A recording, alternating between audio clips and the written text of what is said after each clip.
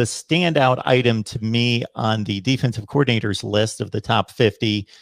Well, Jim Leonard right out of the gate, he takes 3 stars and churns out top 5 defenses every year. But going down the list a little bit, John, we got Jim Knowles, Ohio State. So this is going to make Ohio State fans very happy, I would think.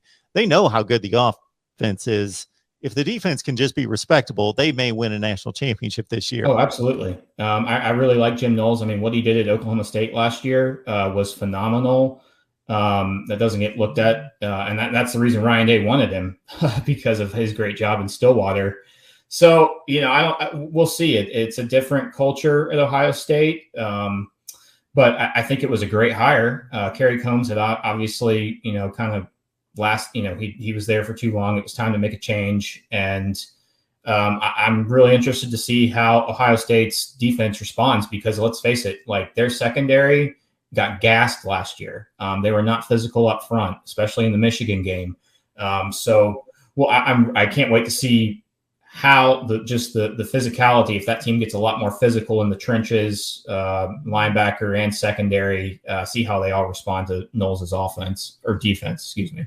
Yeah, there's no question he's going to be working with a higher caliber of athlete at Ohio State. Buckeye fans may be a bit warned here that before he got things on track and working at Oklahoma State, they actually took a step back for a year or two statistically. Yeah, but again, better athletes, more 4 and 5 stars at Ohio State by far than Oklahoma State, and he brought them to a top 5 level defense. Big Game Boomers on the line on Twitter. You're probably already there checking them out. If you're not, it's right there. You will have a lot of fun checking out all these lists and rankings. It's a good time. I got to think that you take a big hit again when you go to the fan bases. They are going to take it personally, even more so than rating players and coaches that, we don't have one of the top 10 or top 50 loudest stadiums or most difficult places to play. Are you kidding me? Yeah.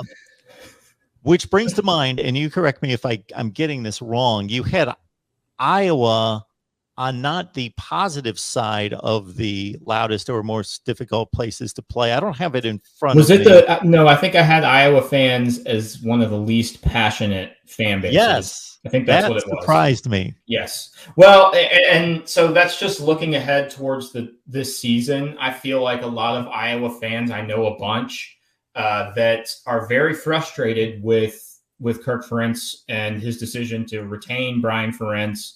And really not make any changes at all to that offense that was anemic last year.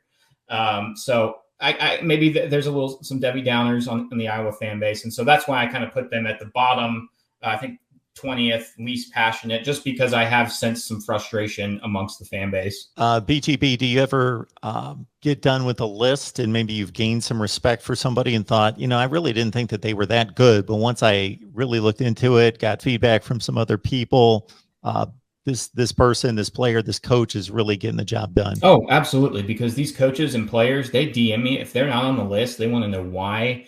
And then they're like, watch me. And at the end of the season, if they have a great year, let's say a great example, Brennan Marion, the passing coordinator for Pitt. I didn't even have him on the top wide receiver list at the beginning of last season. He goes out, has a great year. Jordan Addison wins the Blitnikoff.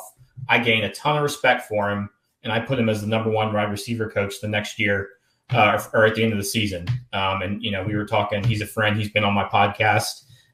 So it's cool how these kind of relationships develop throughout these rankings. Yeah, it's very cool. I'm looking at the top 50 offensive coordinators in college football, and I think your number 1 spot is a pretty logical conclusion that Wake Forest doesn't recruit anything close to like top 50 in the nation, and they're producing ridiculous offensive results, led by Sam Hartman, of course, but even before him with John Wolford at quarterback, and you've got their offensive coordinator, number 1. Yeah, no, I think Sam Hartman and A.T. Perry and that whole offense is very explosive, and I think they're going to continue to put up big numbers next year. They just got to have some defense to help, so you're not playing in a shootout every game. Which they brought in Purdue's defensive coordinator, which I still don't know if that was a great hire, but time will tell. We'll see here pretty quickly.